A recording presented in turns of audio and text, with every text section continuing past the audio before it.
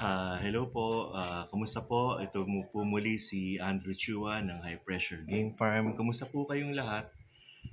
Sana po ay nasa maayos po kayong kalagayan at gayon din po ang ating mga inaalagaan.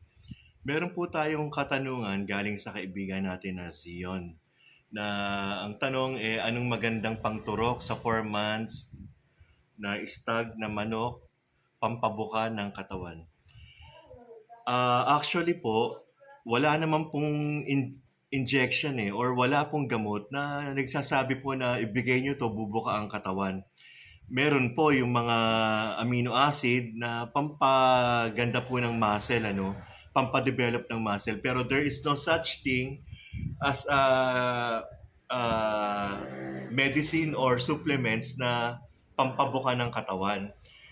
Tayo po, wala naman tayong binibigay sa mga sisiw natin na pampabuka ng katawan. Ang palagi na lang po nating sinasabi dyan, proper management po. Alam niyo po ba na nag-uumpisa po yung pagbuka ng katawan ng manok pagdating po pa lang sa pagkasisiw nila.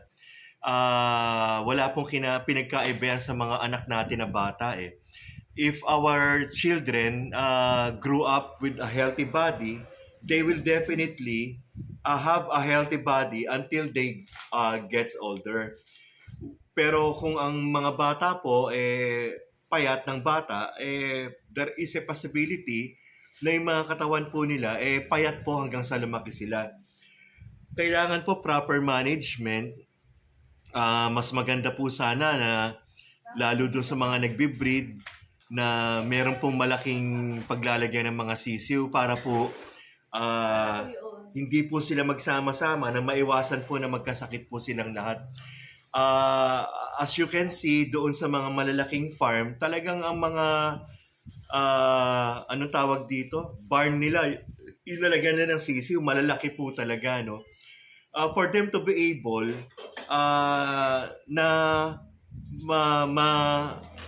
hindi ho makahawa kung may mga sakit, at makakatakbo sila ng malaya, makakakilos sila ng malinis yung paligid nila. Unang-una po, kapag maliit po yung pwesto, lahat po ang bilis po dumami ng dumi nila. Ang bilis po bumaho ng kulungan nila.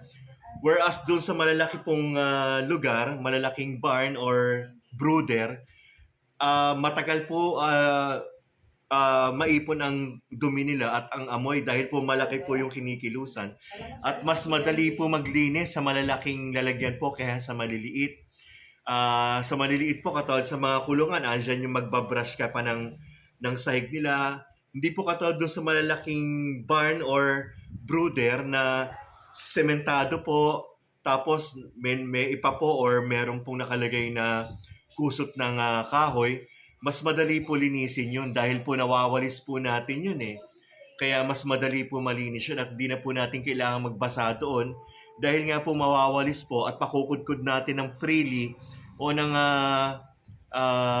malaya yung mga dumi nila. So again po, there is no such thing as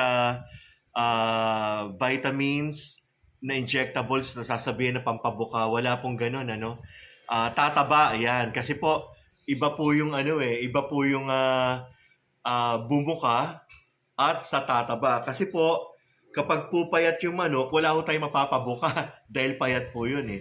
Ang pwede lang pong bumuka ang katawan, yung matataba po. So when we talk about bumuka, yan na po yung talagang ang masabi natin, yung katawan may muscle na po. Iba naman po yung magpataba. So magpataba muna kayo bago kayo magpabuka ng katawan ng manok. So hanggang sa susunod po, ito po si Andrew Chua ng High Pressure Game Farm. I hope na meron po ako nabigay na kaliwanagan. Ay, by the way nga pala, para lang masagot ko yung tanong, ang binibigay po injectable B-complex po. Yun lang po naman ang mga injectables na pwede nating ibigay eh. Yung mga testosterone, tsaka yung mga, ano pa yung isa? Yung mga, or whatever, hindi po advisable naman mag-inject dun. B-complex po, pwede na po kayo mag-inject sa 4 months old, 0.2, 2 beses sa isang buwan po. Again po, ito po muli si Andrew Chua ng High Pressure Game Farm. God bless us all po.